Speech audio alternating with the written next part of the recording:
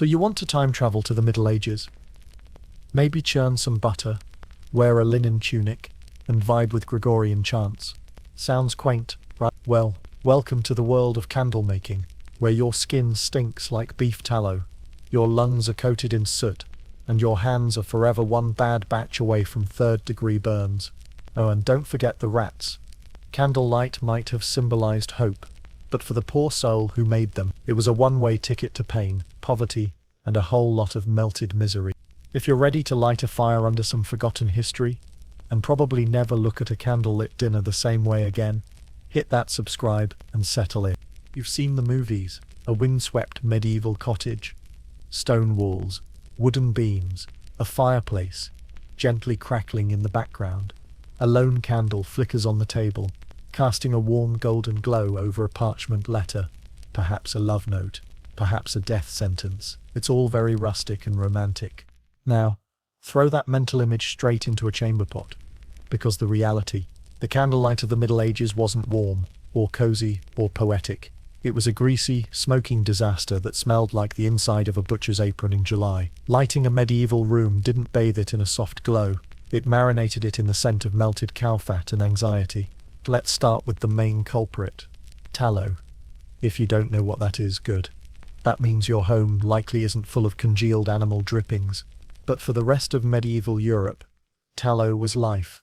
Specifically the boiled down, rendered fat from cows or sheep.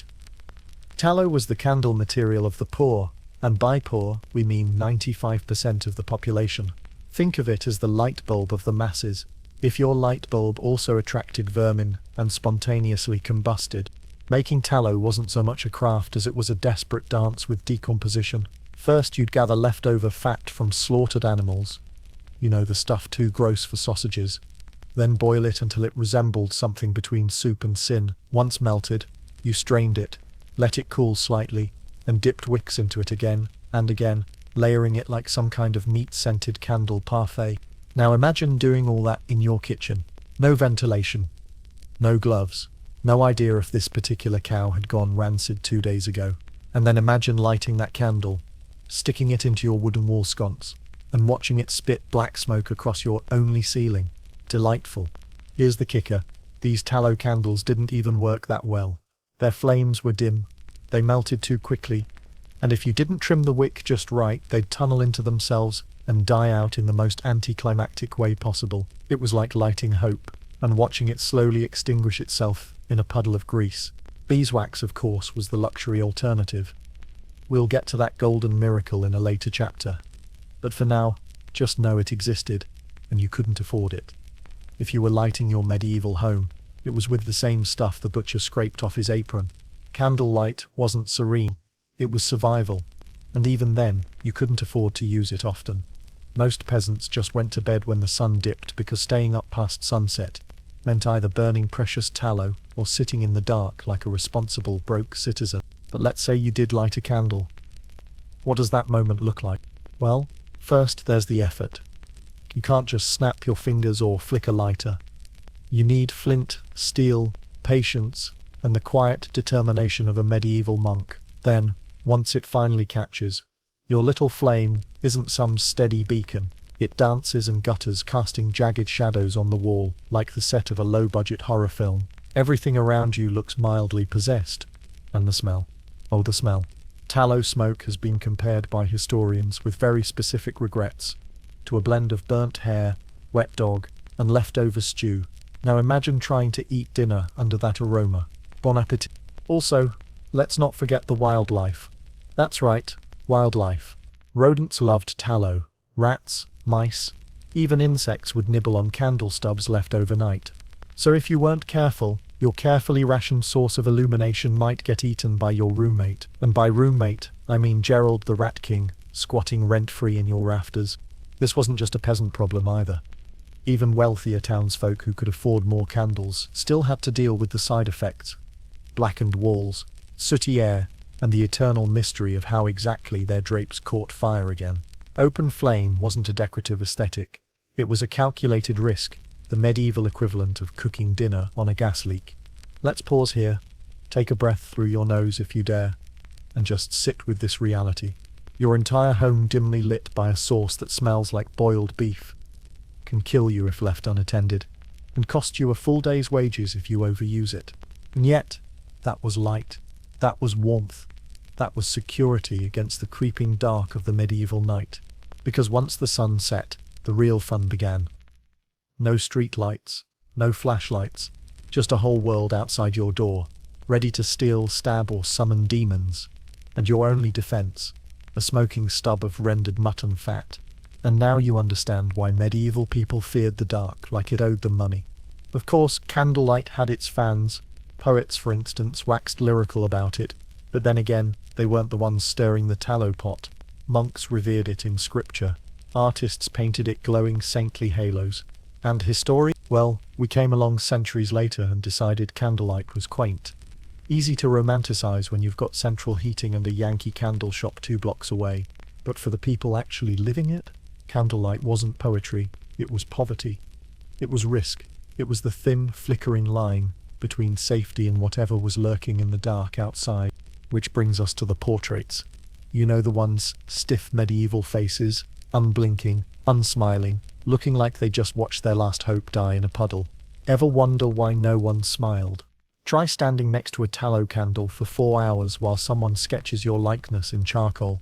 Try holding that pose while the air around you smells like overcooked bacon, and your eyes are watering from the smoke. Try grinning when your only light source keeps sputtering out, and you have to relight it every 10 minutes with damp flint. Go ahead. Smile. So, let's say you're a medieval peasant. Congratulations, your dental plan is don't get punched. Your career prospects are maybe not starving, and your average life expectancy hovers somewhere between childhood and oops, plague.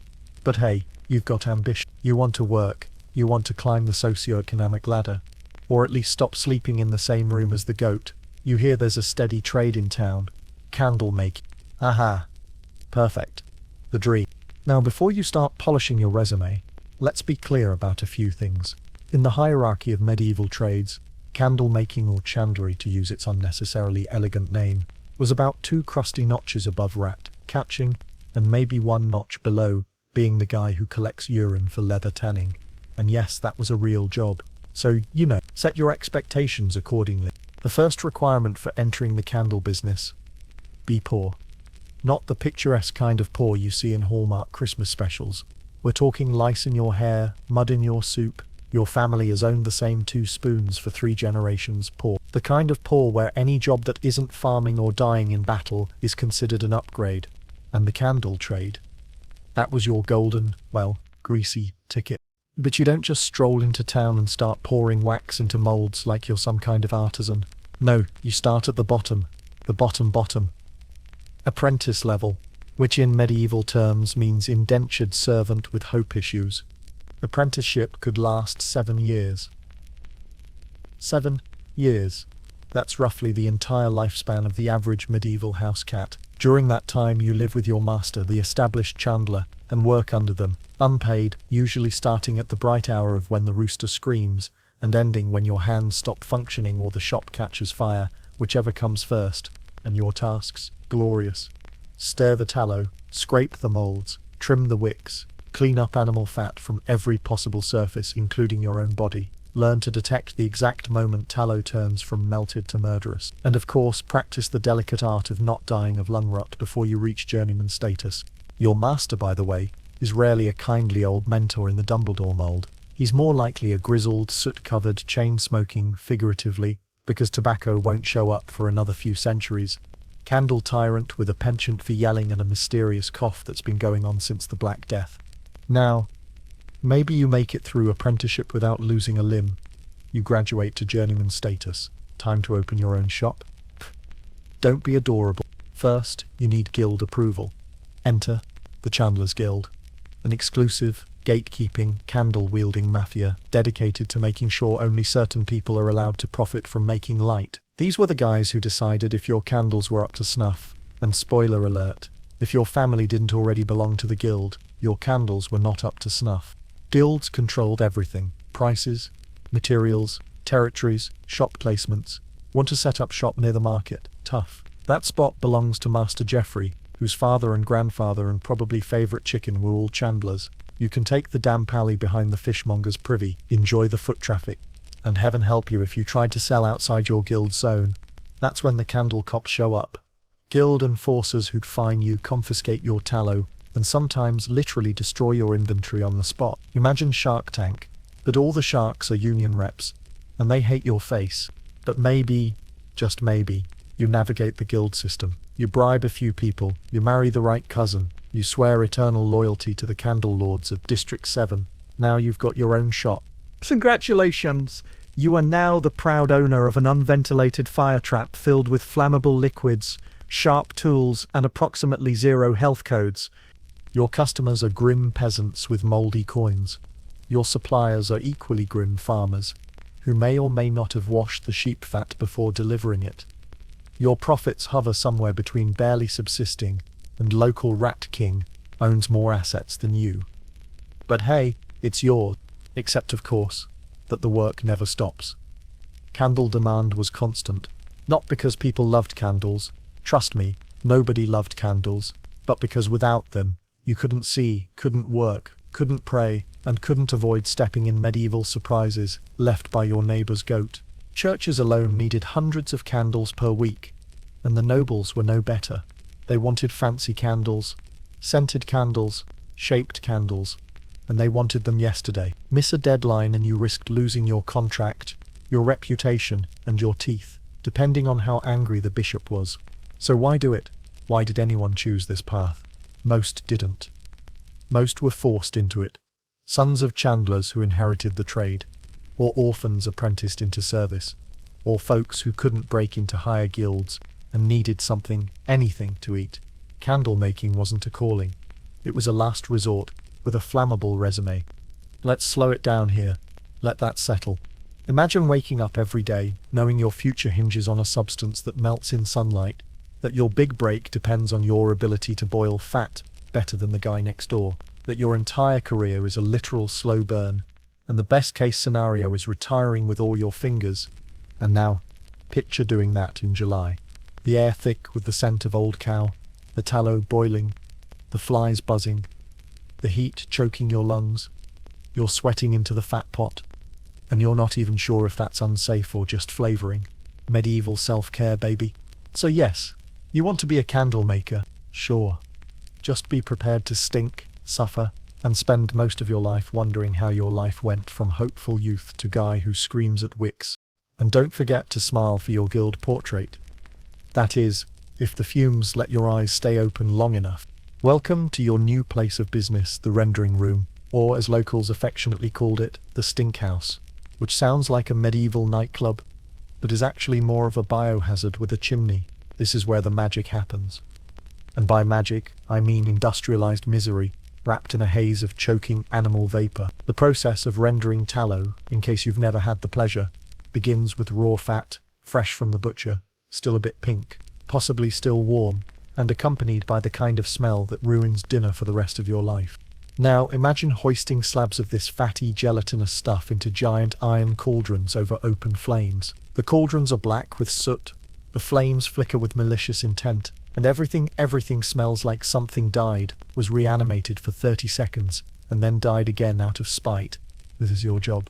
For hours, daily. Rendering isn't just unpleasant, it's volatile. The fat must be boiled, slowly and carefully, without burning it. Because if it burns, it doesn't just smell worse, which frankly feels impossible. It becomes unusable, or worse, combustible. Yes, in the Middle Ages your job could literally explode if you left the pot unattended too long. And here's the thing, the rendering usually happened indoors. Because, naturally, the best place to heat enormous vats of animal remains over open fire is inside a timber-framed building packed with flammable goods and no windows. It was called indoor ambiance, also known as fire waiting to happen. But even if you did everything right, the process was slow, painfully slow. The fat had to be melted, strained, cooled, and then reheated for dipping. And the worst part? The stink lingered. Not just in the room, in you. In your clothes, your hair, your pores. It crawled into your lungs and set up a second home. Candle makers often lived above or behind their shops, which meant the smell wasn't just a workplace hazard, it was your constant roommate. Visitors walking past a chandler's workshop would often gag. Animals avoided it. Children cried. Other tradesmen crossed the street. Even plague doctors, whose entire job was breathing through a beaked mask stuffed with flowers, might take one whiff and say, "You know what, never mind." You became known not by your name, but by your smell. Ah, there goes Jeffrey the Grease Man. Smells like Tuesday's stew and despair. Let's talk health. Because surprise, standing over steaming pots of rendered tallow wasn't great for your lungs. The smoke released during rendering wasn't your standard wood fire haze. It was a complex cocktail of airborne animal bits, soot, and mystery particulates that hadn't been named yet because medieval science mostly involved yelling at herbs. Coughing was constant. Your eyes burned. Your skin broke out. Respiratory problems? Check. Chronic illness? You bet. But on the bright side, nobody lived long enough for long-term studies, so hooray for ignorance. To add insult to injury, the neighborhood hated you. The stink house was not popular real estate. Medieval cities were already densely packed nightmares of poor sanitation. But even among that chaos, a chandler's workshop stood out like a rotting tooth in a smile. Complaints were common. Sometimes mobs formed. And on more than one occasion, entire candle shops were forcibly relocated, or more commonly burned down by mysterious accidents involving pitchforks and extremely flammable justice. And if you think working outdoors was safer, it wasn't. Rendering outside meant exposing your tallow to weather, flies, and the general judgment of every person within a 5-block radius. Rain ruined batches. Heat curdled the fat, cold slowed everything down. Plus, airborne ash or wind-blown debris could contaminate your batch and send you back to square one, cursing whatever medieval gods handled quality control.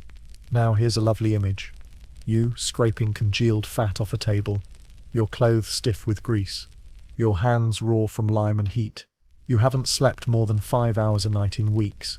You're starting to see things in the smoke. Was that the Virgin Mary? Nope. Just your last shred of hope, catching fire and sizzling gently beside the cauldron. Let that sink in. This was normal. This was considered a respectable trade. And yet, if you wanted to survive, if you wanted to provide light to the people, to the churches, to the nobles, you had no choice. You rendered, you boiled, you breathed through your sleeve, and prayed you didn't pass out before lunch. We should probably mention lunch. Guess what you're eating while all this is happening? That's right. Probably more meat. Cold stew, bread dipped in drippings, maybe even a leftover bone from yesterday's rendering pile. There is no escape. You are surrounded. You are the candle. You melt slowly, reeking, under pressure. Sometimes, just to make things extra festive, a pot would boil over, and in a wooden building filled with exposed flame and old straw, that was like inviting arson to your birthday party. Rendering shops burned down all the time. They'd take half the block with them. And then the owner, if they survived, would have to rebuild using whatever tallow they could salvage from the wreckage. Because nothing says resilience like wringing fat from the ashes of your own disaster. And yet, the job went on. Why? Because someone had to do it. Someone had to turn death into light. Someone had to stand over the cauldron, stirring and sweating, so a merchant could light his home after dark, so a monk could read by candlelight, so a noble could host his lavish feast, oblivious to the molten animal sadness fueling his ambiance. That someone was you. But hey, at least you didn't work in the latrine pits, right? Yet. Still, it makes you wonder. If this is what it took just to start the candle-making process, how bad could the rest of the job possibly get? Well, let's just say the fun is far from over. Let's shift gears for a second. Let's climb out of the tallow-drenched pit of working-class despair and stroll through the well-kept cloisters of a medieval monastery. The air is cleaner here. The chanting is softer. And the candles? Oh, the candles are divine. Literally. You've just entered the world of beeswax, the golden child of candle materials. Clean burning, sweet smelling, practically radiant in its glow. It didn't sputter, it didn't smoke, and most importantly, it didn't reek like a dead cow left in a hot cart. If tallow was a bootleg mixtape, beeswax was a private performance by a string quartet at Versailles. And yes, we're about 500 years too early for that metaphor, but you get the point. Beeswax candles were the ultimate flex. They were reserved for churches, royalty, and the occasional filthy rich merchant who wanted his dinner guest to know he could afford a light source that didn't make you gag. Walk into a cathedral, and you'd see hundreds of beeswax candles glowing like halos, a literal manifestation of divine illumination. God's light, they called it, because nothing says piety like setting fire to the tears of bees. And here's where it gets juicy. The church didn't just use beeswax candles, it monopolized them. Monasteries owned the bees. Monasteries controlled the supply. Monasteries collected tithes and fees from peasants, and bought beeswax with them. Then they turned around and required candles as part of sacramental rites. Want to baptize your baby? Better bring a beeswax candle. Want to bury grandma? That'll be one candle, please. Not tallow. Never tallow. That was for the poor, the dirty, the secular. No, for God's approval your wax had to be pure. It was spiritual gatekeeping with a floral scent. But here's the punchline. Most monks didn't even make the candles themselves. They outsourced it to high-ranking chandlers, master craftsmen, with the guild clout to handle sacred wax. These chandlers weren't rendering fat in a corner stinkhouse. They had polished wooden floors, shelves, robes, probably. Beeswax chandlery was the candle-making country club. You needed connections, you needed money, and you needed to swear eternal loyalty to both the church and the bee. Let that sink in. There was a candle class system, a vertical hierarchy of illumination. At the bottom, the peasants and their smouldering tallow lumps that could choke a goat. At the top, a glowing, honey-scented pantheon, where light didn't just shine, it shimmered. And don't think this was just a Catholic thing. Across Europe, beeswax became synonymous with status. French nobles demanded beeswax chandeliers for their soirées. English monarchs ordered them by the cartload. Even city councils stocked official buildings with beeswax to show they weren't those kinds of towns. You know, the ones that smelled like beef smoke and regret. Meanwhile, our humble tallow chandler, probably named something tragic like Alfric or Gert, is standing in his shop, blinking through the fog, wondering if his candles will ever be good enough for the altar. Spoiler, they won't, because in the medieval mind, beeswax was pure. It came from bees, which were considered holy creatures. They were organized, efficient, and productive. Everything a good monk aspired to be. Beeswax was gathered, not butchered. It didn't rot. It didn't decay. It smelled faintly of sunshine and sermons. Tallow? Tallow came from death. It came from slaughterhouses, from back-alley butcheries, from piles of animal parts slowly going soft in the sun. It was the light of survival. Beeswax was the light of salvation. Even the color mattered. Beeswax had a golden hue, soft and glowing. It made everyone look ethereal, even if they had the complexion of a bread roll. Tallow, by contrast, burned with a sickly yellow or sometimes a depressing grey, casting shadows that made everyone look like extras in a plague drama. And that's not even the worst part. Beeswax candles lasted longer, they dripped less, they required less maintenance. They were, in every technical sense, better, which only made them more unattainable.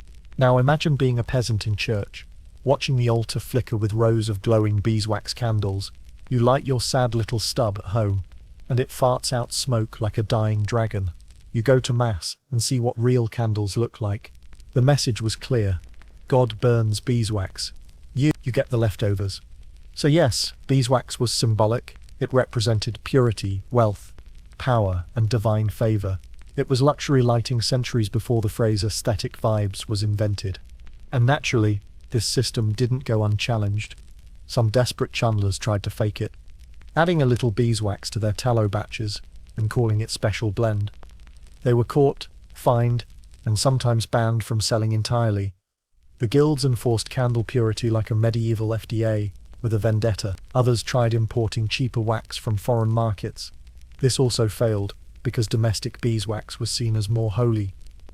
Apparently bees in France were just more devout than bees in Hungary. It all adds up to this. The candle wasn't just a tool.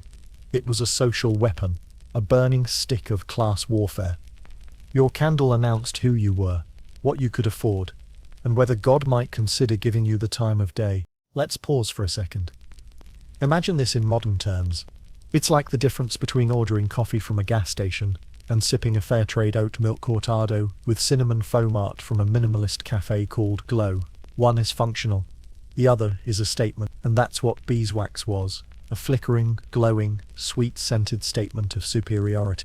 So next time you light a candle that smells like lavender and sea salt, think about the monks, think about the gilded altars, think about the chandlers who were allowed to touch God's light, while others were stuck boiling cow guts in the dark. It was never just about illumination. It was about identity, about who you were allowed to be in the glow. And somewhere, a poor tallow chandler watched it all, clutching his stubby, smoky candle, wondering if he'd ever get close enough to the flame. Ah yes, medieval guilds. The original members-only clubs, minus the cheese platters and business casual. If you thought candle making was already a horrifying gauntlet of fire, fat and low-level respiratory damage, buckle in, because now we're entering the bureaucratic nightmare that made it all even worse. Welcome to the Chandlers Guild, a tight-knit fraternity of candle makers who did not, under any circumstances, want you to succeed. These guilds weren't just about protecting standards or passing down techniques. Oh no, they were about territory, power, and ensuring that no upstart peasant could accidentally make a better candle and disrupt the fragile candle-based economy. Picture a bunch of soot-covered men in aprons forming an exclusive society whose number one rule was, new guy pays double. Joining the guild was like trying to get into an elite university, where the admissions board openly hated you and required a decade of free labor, plus the ability to recite obscure tallow boiling temperatures by heart. First you had to complete your apprenticeship, 7 years minimum, remember that nightmare. Then you had to work as a journeyman, wandering from town to town, finding temporary work wherever you could. You were a freelance candle mercenary, and even then, becoming a master wasn't guaranteed. To apply for membership, you had to submit a masterpiece, an actual candle, so impressive, it would wow a panel of men who spent their lives surrounded by candles. Imagine trying to impress a fire marshal with a single sparkler. It had to be technically perfect, aesthetically pleasing, and ideally make the guildmaster's widow quietly weep with admiration. Then came the fees. Oh, the glorious, ever-expanding fees. Entrance fees, guild dues, annual assessments. Fees for using the guild's branding, fines for selling too close to someone else's stall, bribes of course, though those were never officially listed on the parchment. By the time you'd paid everything, you were so deep in debt you had to sell your leftover candle stubs just to afford next month's grease. And let's talk about regulation. Guilds controlled where you could work. They dictated how many candles you could produce. They determined prices, down to the coin. You couldn't innovate, you couldn't undercut. You couldn't even design a cuter candle mold without someone accusing you of unethical illumination. It was monopoly by medieval design. Every flicker of flame had to be approved by the board. Naturally, this led to a black market. Yes, a candle black market. Let that image burn into your brain. Picture a dark alleyway. A man in a hood whispers, "Psst, you want the good wax?" He opens his cloak to reveal forbidden beeswax tapers, smuggled in from Bruges, the forbidden glow, the rebel light, and somewhere nearby, a guild enforcer is sharpening his wick trimmer, ready to bring the hammer down. See, guilds didn't just enforce rules, they enforced conformity. You were either in the guild, or you were an outlaw. Illegal chandlers had their shops shut down, tools confiscated, and sometimes their hands broken. The message was clear, play by the rules, or get extinguished. And this wasn't just a local issue. Guilds coordinated across cities. If you were blacklisted in one town, good luck finding work in another. Your candle dreams died at the border. It was the medieval LinkedIn network from hell. Except everyone endorsed you for burning bridges. Now, let's not pretend the guilds didn't serve any function. They offered a sliver of protection. If your candle shop was robbed or burned down, a very real possibility, the guild might help you rebuild. They also negotiated with local governments, advocated for trade rights, and occasionally prevented full-scale candle riots by setting price floors during shortages. But more often than not, the guild served its own interests first, and those interests rarely aligned with the solo chandler just trying to boil fat in peace. Let's pause. Imagine you're a young candle maker with ideas. You want to try a different wick. Maybe add herbs for scent. You're not trying to become a billionaire. You just want to light homes without giving everyone a migraine. And the guild says no, too risky, too unorthodox. Too much competition for Master Theobald, who's been making the same exact candle since 1342. and sees no reason to stop now. So what do? Well, if you're brave or stupid, you go rogue. You operate without permission. You sell in secret. Maybe out of a cart. Maybe by night. Maybe behind your cousin's tavern. You hide your wares, dodge patrols, and pray that no one snitches. And this happens. Again and again. Across cities. Across generations. The guild system wasn't built to nurture creativity. It was built to preserve control. Chandlers were expected to follow tradition, maintain consistency, and protect the hierarchy, even if that hierarchy smelled like burnt goat and moved at the pace of melting wax. Meanwhile, the real losers were the customers. The candles they bought were overpriced, underwhelming, and unchanged for centuries. But hey, at least the guild masters slept well at night, probably by the light of a beeswax candle paid for with your guild dues. And if you're wondering, did anyone ever rise up? Did the chandlers ever revolt? Not really. There were murmurs. Occasional strikes. The shop here or there might band together and demand lower fees. But full-scale rebellion? Not likely, because the guilds held too much power. They were backed by cities, lords, even churches. If you defied them, you didn't just risk your business, you risked your life. And so the system endured, flickering, smoking, ever so slowly burning down the hopes of any candle maker who dared to dream a little brighter. Which brings us to a question. What happens when the only light you're allowed to create is someone else's design? Picture this. You wake up, inhale the scent of stale tallow and failure, roll out of bed, and begin your workday by lighting an open flame next to a vat of boiling animal fat inside a wooden building in a town where the fire brigade consists of 3 hungover apprentices and a bucket. Welcome to medieval fire safety, or rather, the complete absence of it. Candle shops weren't just unpleasant, they were walking, talking, flickering death traps. They combined all the worst elements of a flammable lifestyle: combustible materials, poor ventilation, constant flames, wooden infrastructure, and a population that still thought stop, drop and roll was a witch's spell. The average chandler's workshop was constructed from timber, stuffed with straw, and wedged tightly between a baker and a blacksmith. So if your candle shop didn't ignite spontaneously, your neighbors almost certainly would. And once a fire started, it didn't stop. It leapt from rooftop to rooftop like a caffeinated squirrel with a torch. Now let's take a brief tour of the classic fire hazards you, dear chandler, danced with daily. Exhibit A. The cauldron. The boiling pot of doom, filled with animal fat, heated by open flame, and stirred with a giant stick. The longer it cooked, the more flammable it became. If you overheated it, the fat could ignite. Yes, ignite, and throw fire like a medieval dragon with portion control issues.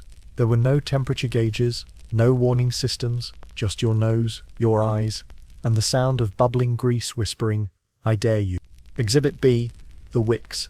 You might think string is harmless. It is, until it's soaked in fuel and left to dangle over a drying rack next to your drying clothes, next to your bed, next to your stack of mouldy tax records. Wicks caught fire constantly. One errant spark, one sneeze near a candle, and suddenly your home, business and will to live are reduced to smouldering ash. Exhibit C. Candles themselves. You'd think finished products would be safe, but no. Medieval candles were fickle creatures. Tallow ones dripped hot grease, beeswax ones burned longer, but with more intensity, and since people often burned multiple candles at once in tightly packed spaces, churches, town halls, your cousin's wedding feast, the collective risk was enthusiastic. Let that sink in. You're making a product that is both necessary for survival and constantly trying to kill you. It's like manufacturing seatbelts that bite. Now, when a fire did start, and oh it did, the consequences were immediate and catastrophic. Town records across Europe are peppered with notes like, Great Fire of 1316, Guildhall burned, no survivors, or the suspiciously vague incident involving a candle. Whole districts disappeared overnight, dozens of lives lost, livelihoods reduced to rubble, all because someone knocked over a taper while sneezing into their elbow. And guess who often got blamed? You. That's right, the chandler. Because while the blacksmith had iron, and the butcher had knives, you had fire, and people never forgot it. If your shop caught fire, and it spread, The town could fine you. If you survived. If you didn't, well, the town still fined your family. Public safety came with no sympathy. So what did medieval cities do to prevent this? They wrote laws. Of course they did. Ordinances, charters, scrolls full of very serious decrees like no chandler shall boil tallow after dusk, or all cauldrons must be kept 10 feet from open flame, which sounds great, until you remember most shops were the size of a horse stall, and 10 feet away from anything was usually someone else's property. Other laws required chandlers to keep water barrels nearby. This was also cute. Water barrels helped, but not against full-blown grease fires, which, as modern-day science confirms, become worse when you add water. So the solution? Throw sand on it. Or, if you're feeling particularly brave, your own body. No fire extinguishers. No hoses. Just instinct, prayer, and maybe a few questionable life choices involving ale. Let's pause. Imagine the constant background stress. Every spark, every flicker, every creaking beam in the ceiling could be the start of your last day. You're not just watching your wax, you're scanning shadows, listening for changes in the wind, sniffing for smoke that doesn't smell quite right. You're not a tradesman, you're a medieval bomb technician with a wick. And it wasn't just shops. Chandlers' homes were fire risks too.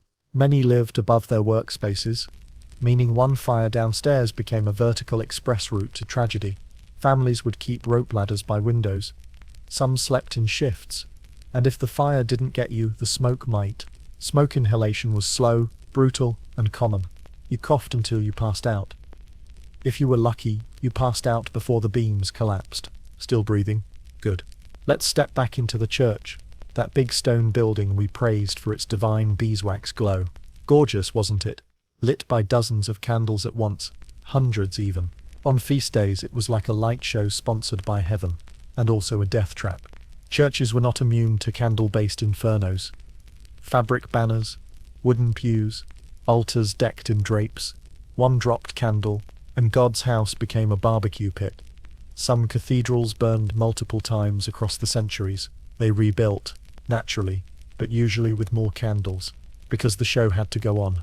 Candle making was an industry powered by fire, and devoured by it. Chandlers didn't just risk burns. They lived in a constant tug of war with an element that gave them purpose, and would gladly take them out for blinking wrong. So if you ever think your job is stressful, your deadline's too tight, your co-workers annoying, your coffee slightly cold, just remember, somewhere in history, there was a candle maker watching smoke curl up from a bubbling cauldron of fat, wondering whether this was the day everything went up in flames, and then lighting a match anyway. Meet Tommaso. He's 9 years old. He doesn't go to school because schools are for sons of guildmasters and priests. He doesn't play with toys because he's never seen one, and he definitely doesn't sleep in, because today, like every day, he's up before the sun, helping his father boil animal fat in a cauldron the size of a donkey. Tommaso is a chandler's apprentice. Not because he asked to be one, and certainly not because he has a burning passion for candle making. No, he's here because his family needs labor, and he happens to be small, fast, and too young to say no, without getting smacked with a soot-covered ladle. Candle making was a family business. Whether your family liked it or not, children weren't exempt. They were labor. Extra hands, eyes that didn't yet burn from the smoke, backs that hadn't yet given out from hauling fat barrels.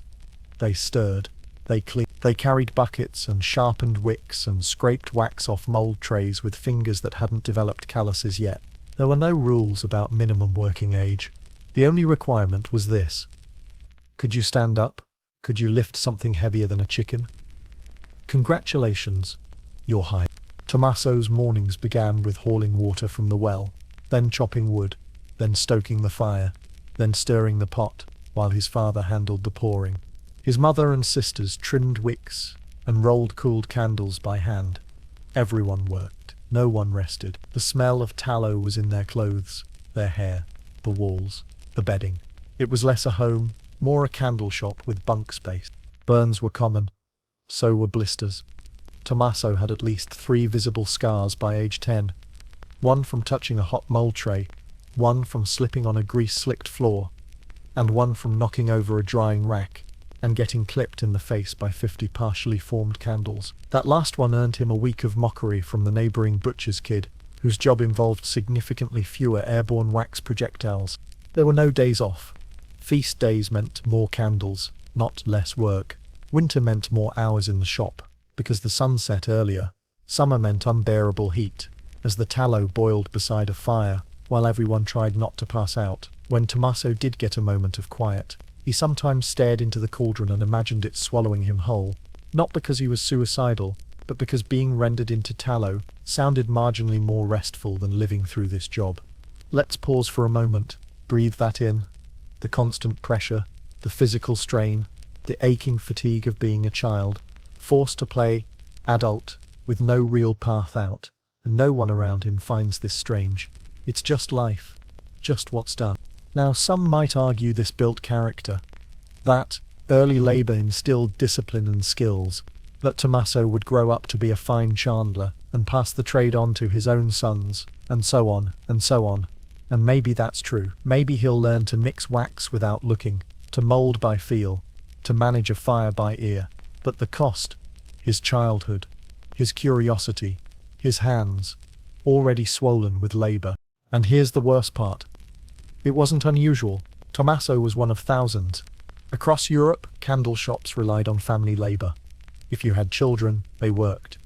If you didn't, you borrowed your cousin's kids. Some towns even ran orphan workhouses, where children were apprenticed out to tradesmen, not for their education, but for their tiny fingers and total inability to unionize. Because, let's be honest, children made good workers. They were obedient. They didn't talk back, not more than once, anyway. And if they got injured or fell sick, well, there were always more children. Birth rates were high. So were mortality rates. Do the math. We don't have a lot of personal records from kids like Tommaso. They didn't write journals. They didn't get memorial plaques. But if you look closely at guild records, at the wages paid to junior assistants, at the occasional complaint about missing fingers or lost apprentices, the outline begins to emerge. A whole generation of forgotten candle children, lit up only by the flicker of their own labor. Of course, the guilds had opinions. Many looked down on family-run shops. They preferred official apprenticeships, structured, guild-monitored, fee-paying arrangements with contracts and oversight. But those cost money, and most working-class chandlers didn't have it, so they taught their kids instead, illegally, unofficially, quietly. The guilds tried to crack down, but they couldn't stop every family from putting a 6-year-old behind the wax table, so they looked the other way, until they couldn't. There are stories, a few of tragedies, fires started by children, cauldrons tipped, burns that turned septic. One record from a Flemish town mentions a boy of 8, melted in grease. That's the whole note. No name, no explanation, just gone. And yet the candles kept being made. Orders kept coming. The work never stopped. And so neither did Tommaso. He kept stirring, kept scraping, kept watching his hands go from soft to scarred, from child's to tradesman's. He didn't play. He didn't read. He didn't dream. He worked. And he wasn't alone. This was how families survived, how light was made, how entire towns functioned, on the tiny, tired backs of children no one ever thanked. Next time you look at a medieval candle and admire its simple form, its elegance, its handmade charm, remember the child who made it, who never had the chance to be anything else. And as for Tommaso? Well, let's just say his story's about to heat up.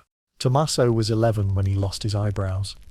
1 second, he was leaning over the tallow pot, trying to skim a layer of fat that had started to bubble too high. The next, the flame beneath the cauldron flared unexpectedly, caught a splatter of grease, and launched a gout of fire that whooshed up like the breath of an angry oven. The boy screamed, fell backwards, and immediately patted at his face with raw, wax-covered hands. He was lucky. Only his eyebrows and a bit of hair gone, a little skin reddened.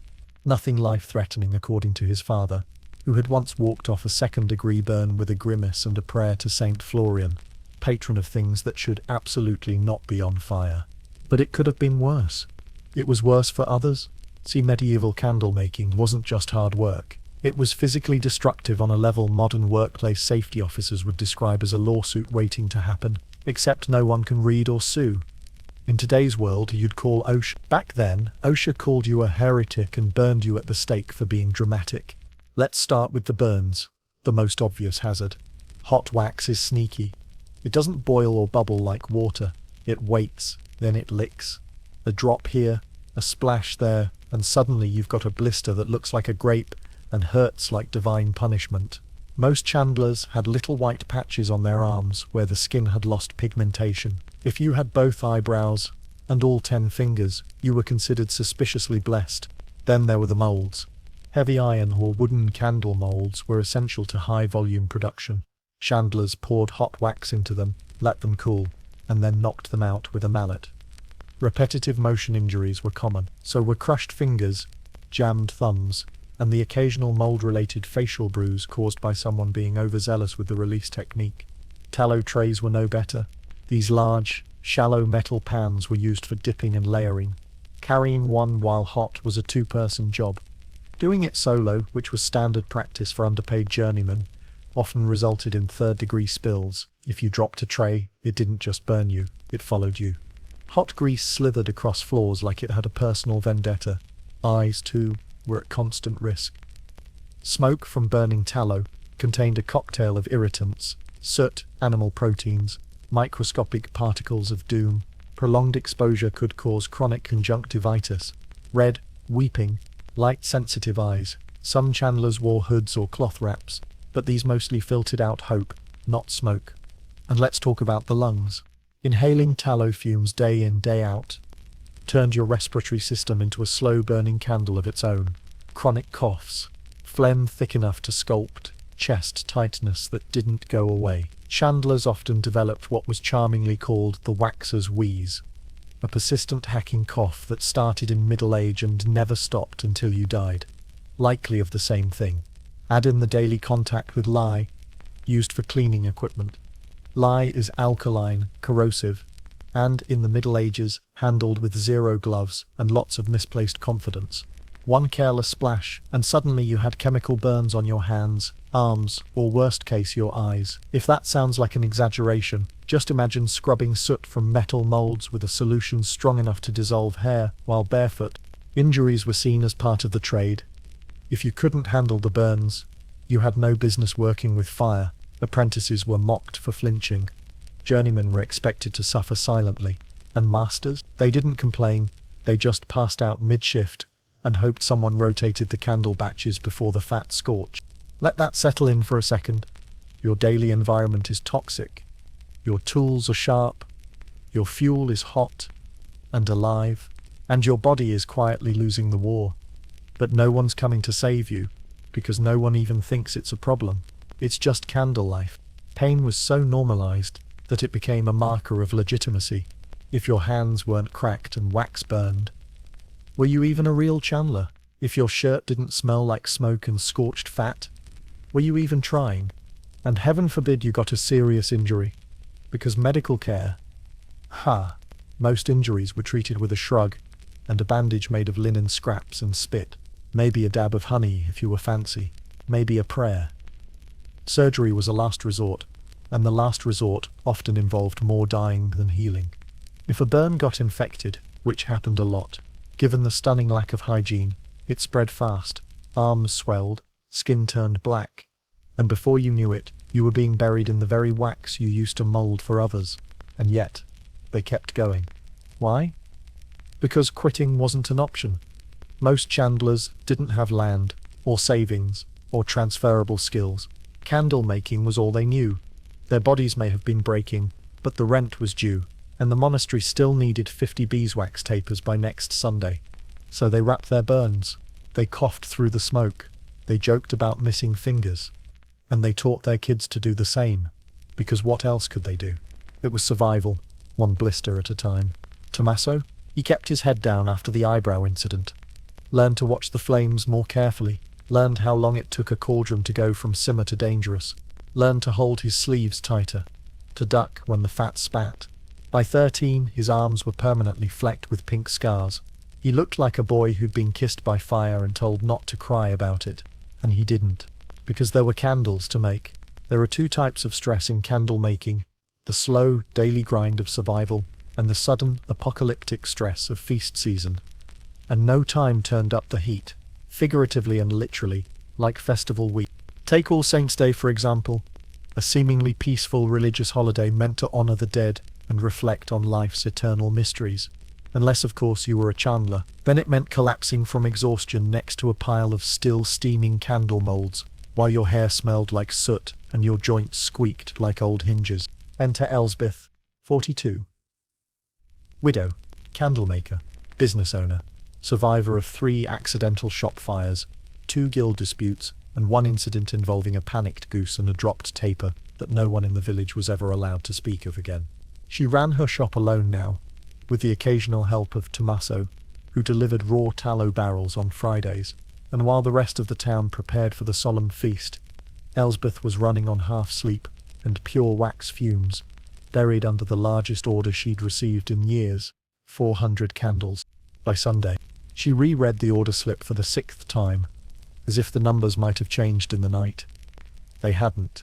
The town council, in its infinite wisdom, had decided this year's celebration needed to be extra illuminated, more light, more reverence, more flickering ambience to distract from the rising rat population and last month's suspicious bread riots.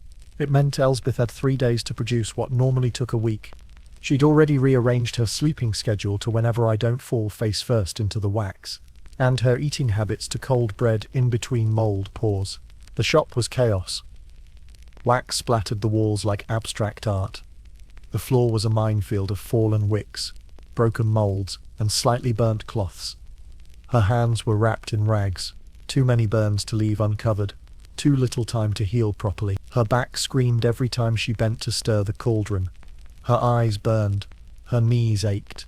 Her fire refused to stay consistent, like it had unionized, and was now demanding breaks. And still, she kept working, because the order meant money. Enough to buy new cauldrons, maybe hire help, maybe finally replace the roof tile that whistled ominously during windstorms.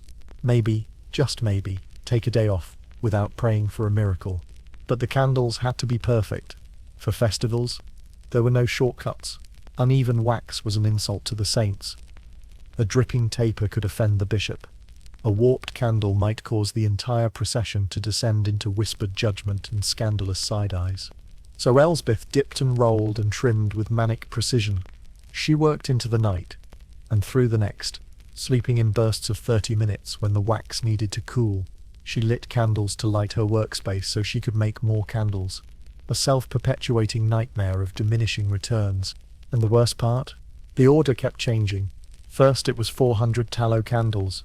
Then the friar arrived, sweating and apologetic, to say the bishop wanted beeswax on the front row. Then someone else from the guild popped in with a minor adjustment. 30 long tapers for the cathedral steps, plus 10 lantern candles for the outdoor procession. The final insult came in the form of a messenger, who arrived late Saturday afternoon, smiling in a way that immediately gave Elsbeth hives. Oh, and the coy master says he'd love if the altar candles could be scented this year. Scented? Elsbeth didn't even reply. She just stared. A long, flat, soul-draining stare that made the boy wilt and back away like he'd just insulted her ancestors and her soup. She didn't have scented wax. She didn't have time to make scented wax. And she didn't care if the choir master choked on his incense mid-hymn. He was getting tallow. That night, as the cauldrons bubbled and her bones protested with every move, Elsbeth paused, just for a second. She sat on a stool, the one that wobbled slightly to the left, and stared at the wall. What was the point? She lit the town. She lit the church. She lit the very ceremonies that claimed to honor sacrifice and service. And yet no one remembered her name. They remembered the candles, not the hands that bled to make them. Let that sink in. The woman who gave the town its glow existed only in the shadows of her own labor. But Elsbeth, being Elsbeth, didn't dwell too long. She had orders to finish. So she stood up, cracked her neck, and got back to it. By dawn on Sunday the candles were done. 423 to be exact, a few extras just in case. The air in her shop was thick with smoke and triumph. She hadn't collapsed. She hadn't burned the place down. She hadn't murdered the coy master. Success. She loaded the cart herself, roped it down, pulled the hood over her singed hair, and delivered the whole order by hand, wheeling it through cobbled streets as the first church bells rang. The townspeople clapped politely. The bishop nodded. The friar blessed her. The choirmaster sniffed and said nothing. And Elsbeth, she turned, walked back to her shop, locked the door, collapsed onto the floor, and fell asleep next to a pile of empty moulds, still glowing with wax dust. Still alone, still burning. Let's slow down for a moment. We've talked about grease fires, guild tyranny, and eyebrowless children. And yet somehow we've only just reached the halfway mark of this molten misery parade. If you're still here, eyes open, jaw mildly clenched, maybe reconsidering your scented candle collection, then hats off to you. And if you're listening to this while falling asleep, may your dreams be blissfully free of exploding cauldrons and wax burns shaped like medieval saints. Now breathe in, exhale. Try not to smell tallow, because as dark and ridiculous as all this sounds, it's worth remembering, none of this was fiction. The stink house existed. The burns were real. The candle makers, the Tomasos and Elsbeths of the world, lived lives of slow toil in the shadows of the very light they created. And no one remembers them. There's no statue for the chandler. No ballad sung about the woman who kept the church lit during a feast, or the boy who worked before he had his adult teeth. They didn't invent anything. They didn't rule. They didn't paint grand murals or conquer kingdoms, but they kept the world visible when darkness fell. That was their contribution. Flame by flame, night after night, quiet, overlooked, vital. So here we are, several chapters in, wading through centuries of wax and soot and quietly soul-crushing labor. And maybe, just maybe, you're wondering why this matters. Why tell this story? Why peel back the soot-black curtain and squint at the hunched figure behind the candle? Because history isn't just crowns and swords and epic battles with dramatic orchestral soundtracks. It's the grind. The overlooked. The people who made things, who built, stirred, stitched, poured, mended, and melted, so others could shine. The world ran on workers like this. Not on inspiration or genius or divine decree, but on labor, tedious, repetitive, underpaid labor. And no one captured that better than the chandler. Still here? Then you know what to do, figuratively of course. There's no like button on wax tablets, but if you're enjoying this tale of medieval flame and misfortune, consider sharing it. For Elsbeth, for Tommaso, for the generations of chandlers who lived and died without ever knowing their stories might someday echo beyond the reach of their own candlelight. Now back to it. Let's take a wider look at where we've come from. We began with the myth, the romantic candlelit Middle Ages of soft focus films and warm golden glows.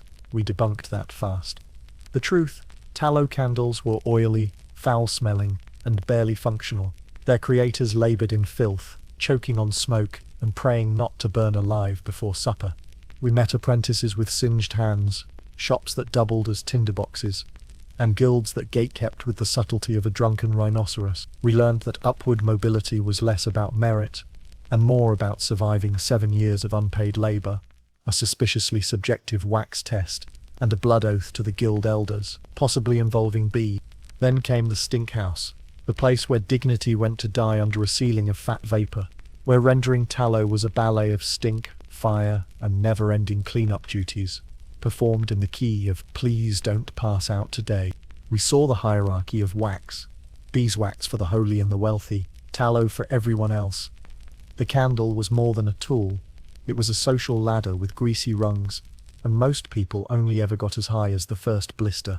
And we saw the toll on the body, the lungs, the skin, the accidents, the lack of any meaningful protections.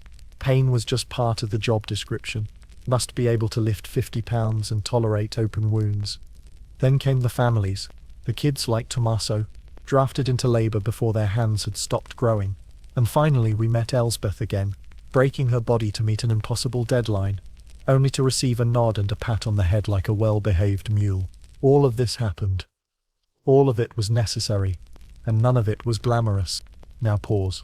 Imagine holding a candle today, lighting it for ambience, for peace, for a quiet night in. You breathe in lavender, or sandalwood, or something pretentiously named like rainforest memory. You don't think about the labor, The danger, the child who spent hours molding one like it 800 years ago with wax-stained fingers and smoke in their lungs. But maybe now you will, and maybe that's enough. Because empathy isn't just for the heroic or the dramatic, it's for the mundane, the repetitive, the ugly jobs that held up civilization. Candle making was ugly, but necessary. And the people who did it, they were just trying to get through another day, one dip at a time. So as we hit the halfway point of our tale, take this as your candle break. No need to trim the wick. Just sit. Let it flicker in your mind. This strange, smelly, dangerous trade that lit the world and left no names behind. Then we'll move on. Because while the work was hard, the consequences of their product, the candles themselves, were sometimes even worse. Like say when they poisoned the air, but we'll get to that soon. Close your windows, shutter the door, light the candle. You've done it 100 times before. Routine, mechanical. The room flickers to life, and for a moment all seems well, until your nose starts to itch, your throat tightens, your chest gives a little wheeze, and you wonder, as you cough into your elbow, is the candle killing me? Short answer, yes. Long answer, it's complicated, but also yes. Medieval homes weren't designed with airflow in mind. Most had low ceilings, no chimneys, and windows so tiny they doubled as defensive features. Combine that with daily cooking smoke, poor sanitation, and your neighbour's penchant for boiling cabbage at all hours, and you've already got a domestic atmosphere one sniff away from chemical warfare. Now toss in a tallow candle. Burning tallow, especially the cheap stuff, released smoke. Thick, greasy, throat-coating smoke. It clung to walls, blackened ceilings, and floated in the air like a particularly vindictive ghost. The smell was half bacon grease, half death, and the effect on your lungs, think charcoal-filtered pneumonia. In small doses, it irritated. In large doses, it lingered.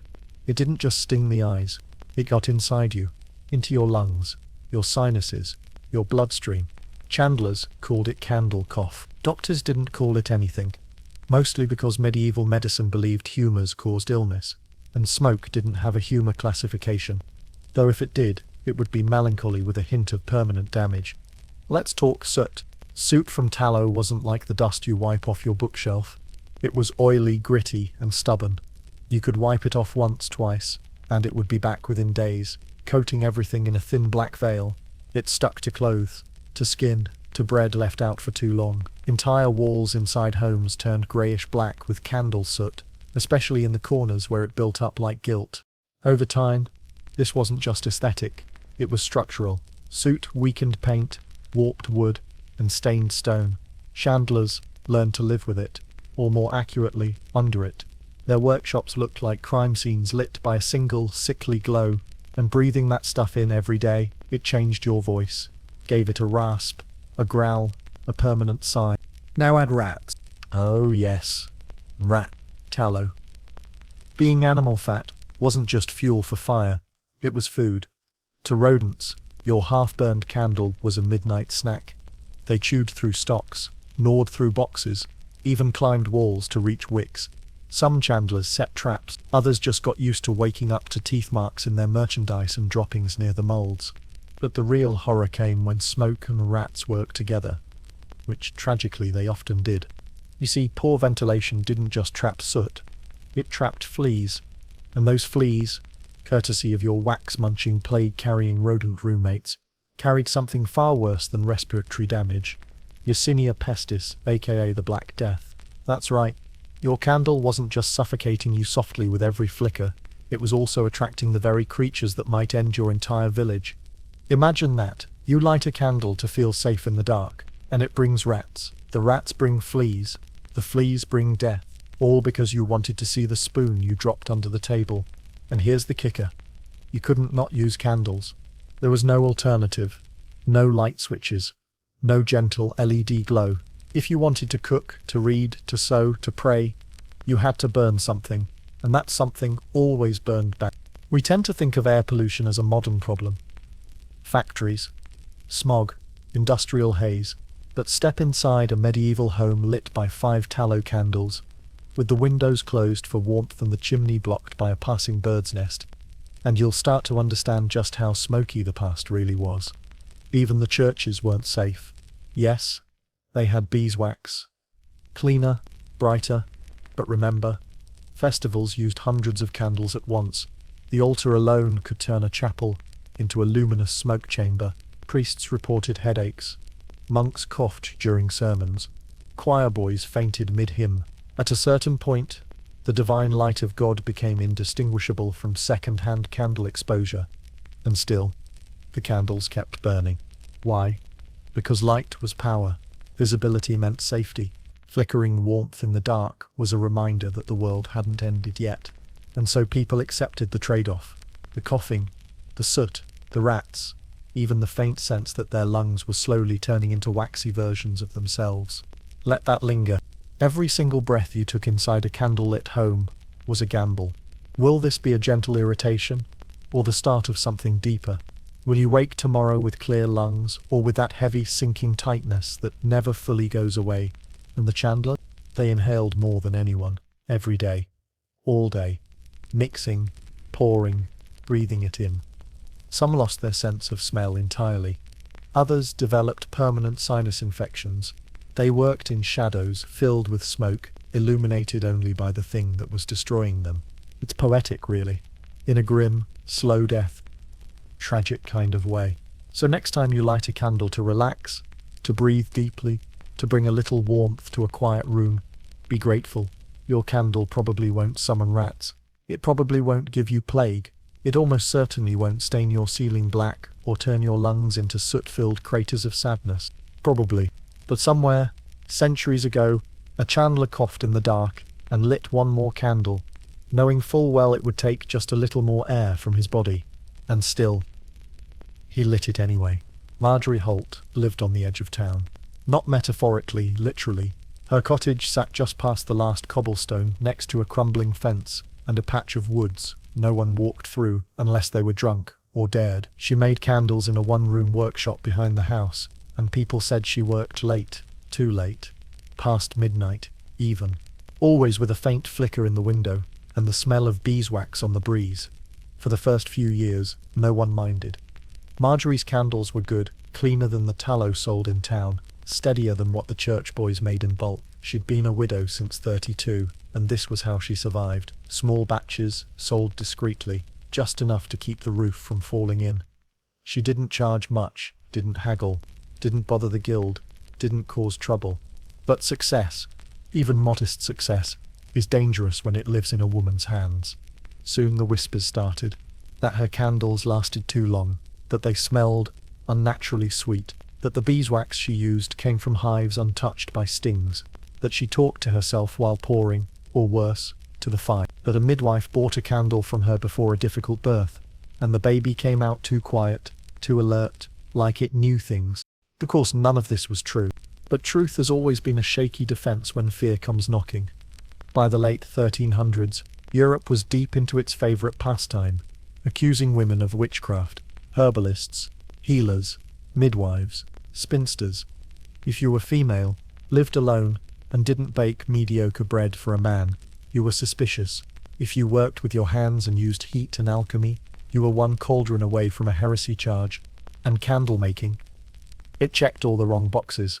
Open flames, mysterious ingredients, dark rooms filled with smoke and whispered prayers. The act of turning raw matter into controlled light. It was transformation, power, creation. And people feared that, especially in women. Marjorie didn't have guild protection. Women weren't allowed to join. Not officially. She wasn't married, so she had no husband to front the shop for her. Her sales skirted the edge of legality, not enough to get arrested, but enough to get noticed, especially when her candles started appearing at the altar. A minor scandal, really. A village friar bought 3 from her before a feast day, tired of the tallow stubs the guild provided. When the bishop lit them, he noted their clarity, their glow, their heavenly fragrance. The friar, proud and slightly too chatty, mentioned where he got them, and that was that. The bishop ordered the candles removed.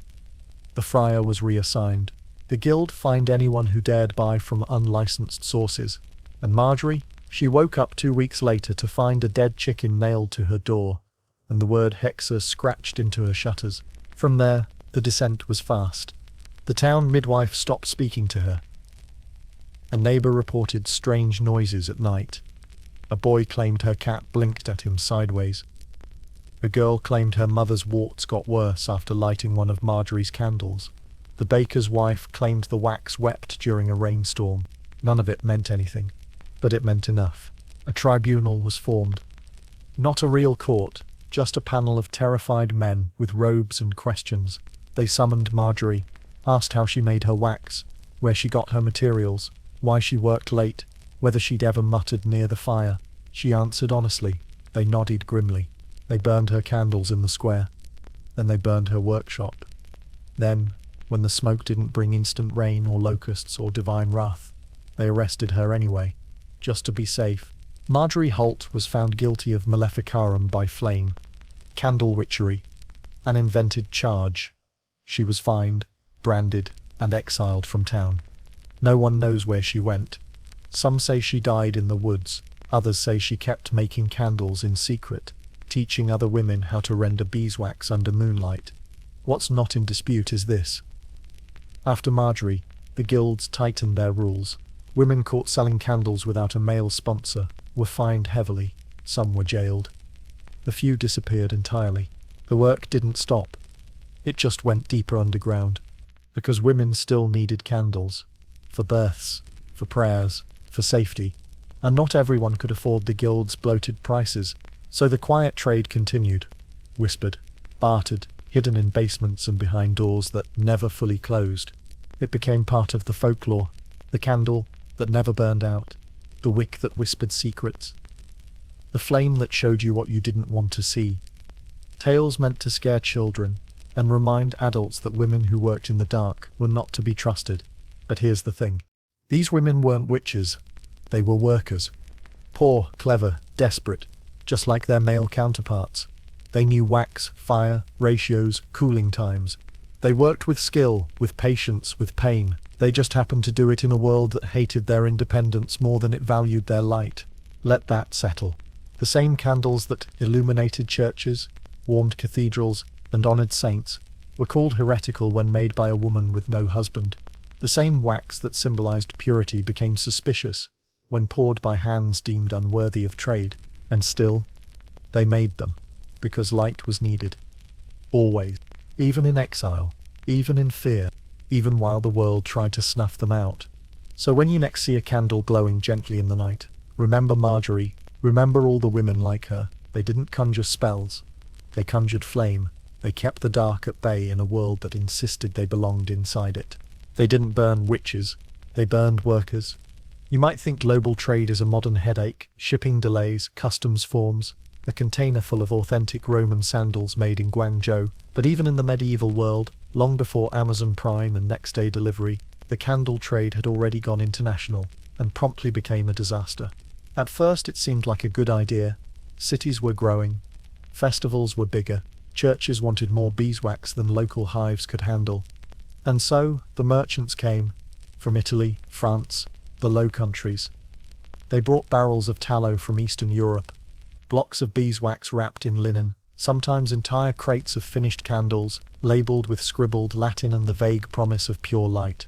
And the chandlers hated every second of it. Let's start with economics. Imported wax was often cheaper, not because it was better, it usually wasn't, but because foreign traders operated outside the guild system. They didn't pay local fees. They didn't care about candle purity laws. They just rolled into town with carts of dubious wax and sold it directly to the churches and nobles who were more interested in price than quality. This undercut local chandlers badly. Imagine you're Elsbeth, just finished a 72-hour candle marathon for a feast day, when a Flemish merchant sets up across the square selling discount candles made from a proprietary blend of tallow, beeswax and possibly horse fat. Suddenly your regulars are whispering about price per taper, and whether it really matters if the candles flicker a bit. It does, it always does. But no one listens. Then came the quality issues. Imported tallow wasn't always rendered properly. In warm weather, it went rancid en route. By the time it arrived, it stank worse than the town latrine on market day. Wax blocks were sometimes stretched with fillers, powdered chalk, bark shavings, flour, One infamous shipment to a Parisian monastery resulted in 200 candles that smoked like bonfires and sputtered out halfway through Mass, setting 2 hymnals and 1 priest's sleeve ablaze. Naturally, guilds tried to fight back.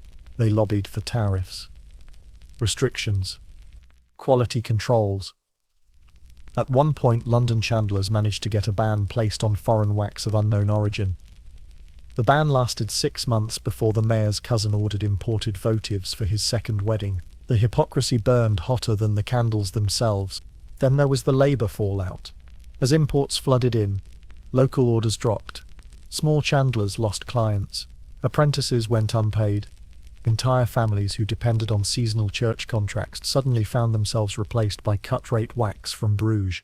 It wasn't just a financial blow. It was personal. These were relationships forged through years of burnt fingers and candle deliveries during rainstorms, and they were gone in a flicker. Let that sink in. You're doing everything right. Meeting quotas, following guild rules, paying fees, and then someone shows up with a cart full of wax and a foreign accent, and suddenly you're not competitive anymore. No refund, no warning, just decline. The resentment grew. Locals began sabotaging shipments. Candles mysteriously went missing from carts. Barrels of wax turned up, dumped in rivers. There were even whispers of accidental fires that destroyed warehouses holding imports. Though, in fairness, medieval warehouses were always one sneeze away from spontaneous combustion. So who's to say? But not all chandlers fought it. Some adapted. A few clever guild members started blending imported wax with local stock. Quietly, of course. Labeling was flexible back then. Blessed local wax could mean anything if the priest liked you. Some even remelted foreign candles and resold them as their own. A practice known among the shadier tradesmen as sanctified recycling. Others took darker paths. Stories began to circulate of chandlers buying up the cheapest wax they could find, no matter the source, and passing it off as beeswax. One infamous case involved a chandler near Cologne who dyed tallow yellow and scented it with honey. It fooled half the parish before melting into a greasy puddle halfway through a wedding, staining the bride's veil and causing a fight that ended with the groom fainting into the baptismal font. Trade didn't just disrupt supply chains. It destabilized identity. For centuries, candle making had been a local craft.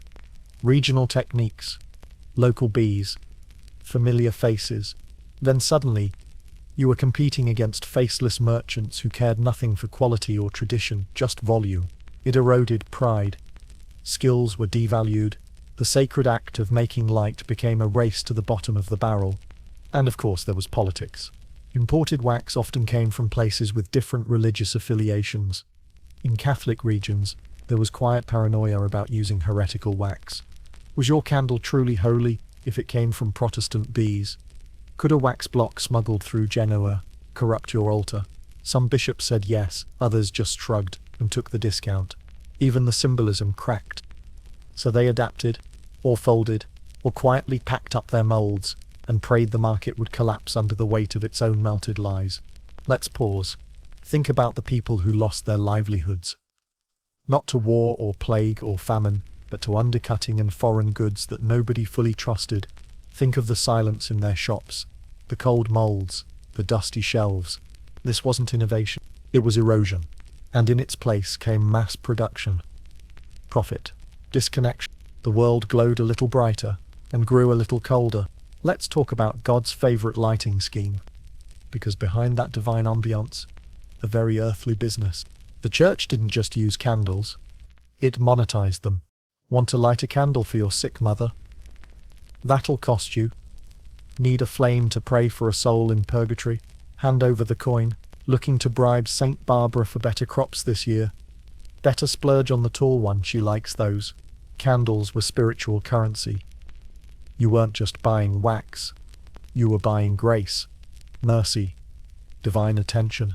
And the bigger the candle, the more likely heaven was to notice. Or so you were told. Now, technically the Bible didn't have a section labeled "And lo, God said, only the rich shall have the bright candles." But the church improvised. The trick was this.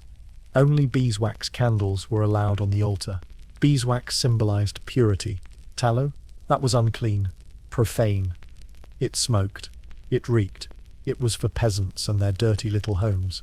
So the church banned it from official use. Convenient considering they controlled most of the bees. Monasteries had hives. Lots of them. Some monks were basically full-time beekeepers. They harvested the wax, refined it, and funneled it into church stockpiles. Then they sold it to towns, nobles, and even other churches, at a markup, naturally. And who made the candles? You guessed it, chandlers, usually contracted by the church. Paid little, expected to deliver pure wax on time, no matter the weather or their lung capacity. They didn't set prices, they didn't get credit. They worked in silence, so the church could glow in glory. It was a holy pyramid scheme. Let's run some numbers. A cathedral could burn hundreds of candles per day during major feasts. Multiply that by dozens of cathedrals in a single region. Add in votives from the faithful, who lit them daily in hopes of salvation. The wax industry became essential, sacred, and ruthlessly controlled. Even the shape of candles had meaning. Paschal candles, giant ornate columns lit at Easter, were often over 6 feet tall. Lighting one symbolized resurrection and divine light, but also opulence. Only the wealthiest churches could afford them, and if you were truly desperate, you could rent a candle. But it wasn't just churches. Monasteries sold candles to nobles, towns, even ships. Entire ecclesiastical budgets relied on wax sales. Some abbeys grew rich enough to fund wars, bribe kings, and build libraries full of forbidden texts. All thanks to the humble candle. They were the engine, the hands, the lungs, the ones who stood over steaming pots and moulded divine hope into something flammable. And they were invisible. His name's Jacob. He's been making beeswax candles for the cathedral for 20 years. Never missed a delivery. Lost his hearing in one ear from a wax pot explosion. Limps from slipping on a slick tile after a delivery. He still works 6 days a week. Still paid the same as when he started. The bishop calls him the Waxman. Never uses his full name. Jacob doesn't complain. Not out loud. But every time he watches the bishop light a massive beeswax pillar during Sunday Mass, the same candle he poured with fingers trembling from nerve damage, he feels something flicker in his chest. It's not pride, it's exhaustion. Still, the church insisted on the illusion. Light is divine. Light is holy. Light is uncorrupted. Behind the curtain, Jacob, covered in wax burns, breathing in fumes, moulding purity with calloused hands, and no one clapped. Now here's the kicker. Sometimes the church sold back leftover wax. Oh yes, half-burned altar candles, scraped, melted, and sold to the poor for a price, of course. It was blessed wax, they claimed. Holier, more effective. Want your sick baby to survive the night? Better grab the candle stub Father Anselm used last Sunday. Was it ethical? Of course not, but it was profitable. And by medieval standards, that was practically divine right. Let that settle. A system where the elite lit the tallest candles for the most sacred ceremonies, and the poor paid scraps for drippings. Where salvation glowed brightest for those who could afford it. Where chandlers laboured in obscurity so that bishops could bask in gold-tinted halos of beeswax. The light was sacred. The labour was disposable. And yet it persisted, because people needed hope, a flicker in the dark, a tiny flame to say, "I see you, God. Please see me back." And they'd pay for that, even if it meant going hungry, even if it meant trusting a candle more than a priest. So, the church kept selling, kept glowing, and chandlers like Jacob kept pouring. In silence. There was no bell toll when Elsbeth died. No dramatic collapse over a boiling vat. No final scream, echoing through the alleyways of candle smoke and horse manure. Just a slow flicker, then nothing. Like one of her own tapers burning quietly in the corner, unnoticed as it gutters out. She died in winter, when the cold seeped into the bones, and refused to leave. Her hands had long since stiffened, curled by decades of repetitive motion and scar tissue. Her eyes, once sharp enough to trim 100 wicks without pause, had grown misty from the constant sting of wax smoke. Her breath rattled. The fire didn't crackle that night. It hissed, faintly, then went still. Elspeth, the chandler. Mother of none, wife to no one. Employer to 3 apprentices who had long since scattered, forgotten, even by the guild she paid dues to for 37 straight years. Her room was cold when the neighbors found her, cold and quiet, save for the faint, greasy scent of old beeswax that lingered in the cracks of the stone. Her last candle sat unused on the windowsill, half poured, the wick trimmed, but unlit. It had been meant for the abbey, an order she would not fulfill. That was all. No funeral procession, no eulogy, just a few curious onlookers, whispering about the woman who never married, who muttered to herself, while stirring tallow, who once carried 3 crates of wax down Market Hill without stopping. Strong arms, quiet mouth, smelled like smoke. They buried her behind the chapel, near the orchard, in a plot reserved for less distinguished townsfolk. The priest mumbled the usual Latin, a prayer to light the soul's path, while the gravedigger eyed the sky for signs of snow. And that was that. You'd think someone who had lit so many lives would at least get a lantern at their grave. But Elsbeth died like she lived, in the background. It's easy to romanticize history's dead, to give them poetic exits, to imagine last words worthy of stained glass. But most of the people who held civilization together, they left no epilogues. They worked, then stopped, and the world rolled on. Elsbeth's shop stayed empty for a while. Then someone else rented it. A butcher, maybe, or a grocer. The smell of meat eventually overpowered the ghosts of wax. The old moulds were tossed. Her tools sold for pennies to an apprentice who'd never met her. A decade later, no one remembered her name, just that a woman once made candles there. Let that flicker for a moment. All her effort, the burns, the sleepless nights before holy days, the quotas met, the cracked fingernails, the stolen deliveries, the moments where she stood in the back of the church, watching her candles burn on the altar, wondering just for a second if anyone saw her work and thought of her. They didn't. Because Elsbeth was never the story. She was never the noble or the bishop or the merchant whose name got carved into a wall. She was infrastructure, flame logistics, the human cog in a smoky wheel. But without her, mass didn't happen. Feasts stayed dark, processions stumbled. Even the guildmasters, smug in their quotas and fines, relied on her to meet the demand they refused to accommodate. She made light, and no one saw her.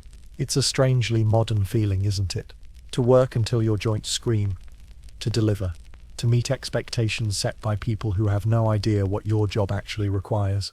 And then, when it's all done, silence. No recognition, just the faint echo of the next request. Another order, another deadline. Elsbeth wouldn't have called it burnout. She wouldn't have called it anything. She would have just woken up, bound her hair, and stirred the wax. Because what else do you do? In her final weeks, she kept the same rhythm. Wake up, light the fire, pour, trim, dip. She stopped writing notes, stopped visiting the guild hall. Some say she refused the bishop's request for a rush order. Others say her last act was helping a neighbor repair their lantern, gifting them a candle for free. Maybe both are true, or neither. The history books don't care. They weren't written for people like Elsbeth. Still, her hands remembered. On the night she passed, the table was clean, the moulds were stacked, the last candle poured with steady hands. That's how we know she didn't go out bitter, just finished. And yet, there's something in her story that lingers. Maybe it's because we know an Elsbeth. Maybe we are an Elsbeth. Steady, unseen, the one who keeps the hallway light on when no one else notices. Who does the thing that gets done because no one else. And when we burn a candle, a real one, not one that smells like beach towels or childhood trauma, we might think of her, of the life that glowed faintly behind closed shutters, of the woman who lit the church and never sat in the front pew. Her flame is out, but the warmth remains, faintly, in stories like this. And maybe that's the point. Maybe the true afterlife isn't gold streets or celestial harps. Maybe it's someone, somewhere, finally saying your name aloud, after 100 years of silence. So here it is. Elsbeth. She was a chandler, and she mattered. Let's take a moment and look around. Not at the dusty medieval floorboards or the cauldron of boiling sheep grease. We're leaving that behind now. We're in your home, or your friend's Airbnb, or that overpriced bookstore with the ethically sourced leather journals and botanical-themed playlists. And what's that on the shelf? A candle. Pastel pink. Hand-poured, small batch. Infused with bergamot and trauma healing. We've come a long way, haven't we? Today's candles are less about visibility and more about vibe. You don't need them. You choose them. You light one not because you'll stub your toe in the dark, but because you want your living room to smell like a Swedish spa or a haunted cinnamon bun. But to get here, thousands of years of blistered hands and burned eyebrows had to come and go, and at some point between medieval candle misery and your 34-99 soy lavender intention flame, things changed. Let's rewind to the Industrial Revolution. It hit the candle industry like a wax-drenched freight train. Suddenly, everything that once took an entire week of labor could be done by machine, faster, cheaper, and with fewer people accidentally lighting their robes on fire. Mechanized mold systems. Check. Stearic acid processing. Oh baby. By the mid-1800s, paraffin wax joined the party. Refined from petroleum, odorless, and blessedly smokeless, it revolutionized candle production. Cheaper than beeswax, cleaner than tallow, less religious guilt than both. Suddenly, candles weren't sacred or expensive. They were everywhere. But here's the twist. Just as we perfected the candle, we also replaced it. Electricity. It flicked on. Candles flickered out. Homes no longer depended on flickering flames. Factories stopped churning out emergency tapers. The church, once the candle world's mega client, reduced its order sizes, and chandlers, those soot-scarred artisans of light, faded into historical footnotes. No more apprentices burning their fingertips at midnight. No more guild bribes. No more wax shortages caused by diplomatic drama between two bee-owning barons. Candles were dead, or so we thought. But something weird happened. They came back, not as necessity, but as luxury. By the 20th century, candles were rebranded, reinvented. No longer tools of survival. They became statements. Aesthetic, therapeutic, mood-setting. The scent of autumn orchard, or midnight forest, became the modern answer to medieval darkness. You burn them to relax, to reset, to match your outfit, to impress a date, to signal, silently, that you were cultured and possibly into tarot. Candle culture exploded. Artisanal, wax blends, wooden wicks, crackling ambience recordings. Brands like Diptyque and Joe Malone started selling candles that cost more than a week of groceries. Influencers filmed slow-motion candle-pouring reels, with acoustic guitar covers in the background. Meanwhile, no one remembered Elsbeth. No one thought of Jacob. No one imagined the stench of old tallow or the sting of wax in the eye, because the candle had evolved, clean, safe, marketed, with minimalist fonts, and yet the symbolism stayed. We still light candles for birthdays, for vigils, for prayer, for memory. One tiny flame, flickering in a dark room, still carries meaning that electric light can't replicate. It's fragile, temporary, human. So even as we moved forward, we clung to that ancient act. Strike the match. Touch the wick. Watch the glow spread. There's something primal in it. You don't just light a candle, you summon it. And yes, it now smells like teak wood and vanilla, but the ritual remains. It's comforting. A link to our ancestors, even if our ancestors were boiling cow guts over an open fire while coughing up soot. The DNA of that hardship is still embedded in every wick. Let that settle. The next time you unwrap a new candle, take a second. Read the label. Forest mist. Hand-poured. Vegan. Crackling wick. Now imagine explaining that to a medieval chandler who just lost half their lung capacity to tallow fumes. You mean, you don't need this candle to see? Nope. It's for ambience. And you paid 3 silver coins for one. Actually, it was $40. They'd either laugh or cry. Possibly both. And yet, here we are, burning luxury wax like it's a scented declaration of our right to be cozy. Even the way we talk about candles has changed. Not light source, but aromatherapy, mood enhancer, intentional moment. It's marketing gold. The flame hasn't changed, but the narrative sure has. And honestly, that's okay. Because maybe the candle deserves this victory lap. After centuries of hardship, explosions, religious exploitation, and chronic underappreciation, it finally gets to live a second life, one of peace, of elegance, of curated serenity. And we strange, tired modern humans get to hold that flicker in our hands, unaware of the suffering that made it possible. So light your overpriced, zodiac-themed, triple-scented, wax masterpiece. Let it glow, but maybe, just maybe, spare a thought for the people who never got to relax by candlelight. In the end, it was never about the candles. It was about what they revealed and what they hid. For most of human history, darkness was the default. The world slept when the sun dipped. Shadows ruled the hours, and into that thick blackness, a spark meant everything. A candle wasn't just a convenience, it was resistance. Against fear, against night, against the quiet void where wolves, spirits and secrets waited. But every flicker came with a cost. Not just a coin or a prayer. A person, bent over bubbling tallow, nose singed with vaporized fat, hands trembling from overuse. The light was simple, the labor behind it, brutal. We've spent the last 16 chapters dancing around flame, watching children lose fingers to wax molds, mothers accused of witchcraft for selling candles that were too good, journeymen fainting from smoke inhalation while the bishops bathed in golden glow.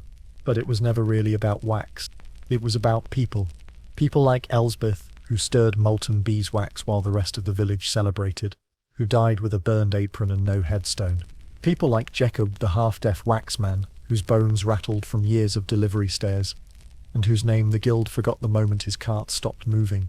People like Tommaso, the boy who never finished his apprenticeship because one slip meant a lifetime of scars and limps, and whose dreams of becoming something other, anything other, were snuffed out the moment his family couldn't afford options. This is the legacy we don't inherit in school books or tours through medieval towns with replica blacksmiths.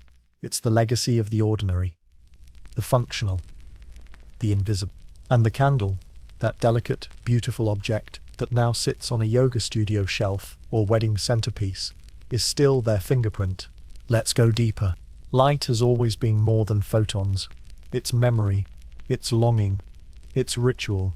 We light candles to mourn, to mark anniversaries, to whisper things we don't have words for. We gather around them in vigils, hoping the flame says what we can't. And somewhere in that act, maybe in the silence, maybe in the crackle, there's an echo of the people who once made that flame possible, the ones who never had a scented candle named after them, but whose lives are buried in the soot of history. Let that settle in. We live in a world of convenience. Light is a switch. Flame is optional. Comfort is curated. But comfort, historically, has always been someone else's discomfort. And candles, pretty warm aesthetic little fire sticks, are the perfect metaphor. Even now, most mass-market candles are made in factories by underpaid workers in poorly ventilated conditions. Toxic fragrance compounds, exploitative labor, a familiar formula, just with a new label. Different century, same flicker. It's tempting to let that ruin the vibe. To never look at your cinnamon chai candle the same way again. But maybe the better path, the gentler one, is simply to remember, to hold space. When you light a candle, don't just think of the ambience. Think of who came before you. The chandlers who shaped flame from animal waste and turned darkness into ritual. The forgotten souls whose craft lit the world, room by room, year by year, until electricity took over. They were burned, but not forgotten. Not if we remember them. Not if we let their stories burn a little longer.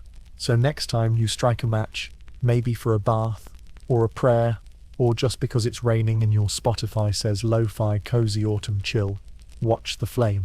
Watch it dance. It's the same flame Elsbeth once poured. The same flame Jacob once delivered in a storm. The same flame Tommaso once carried with shaking hands. And now, it's yours. That's the strange, beautiful thing about light. You pass it on, and it doesn't get smaller. It spreads. So, light it, and maybe, just maybe, whisper thank you to the hands that never stopped moving, even when no one was watching. If this made you see a candle, or history a little differently, share it. Leave a comment for Elsbeth, Tommaso, or any forgotten soul who once gave their light so we could rest in ours. And yeah, subscribe. We've got more beautifully miserable history on the way.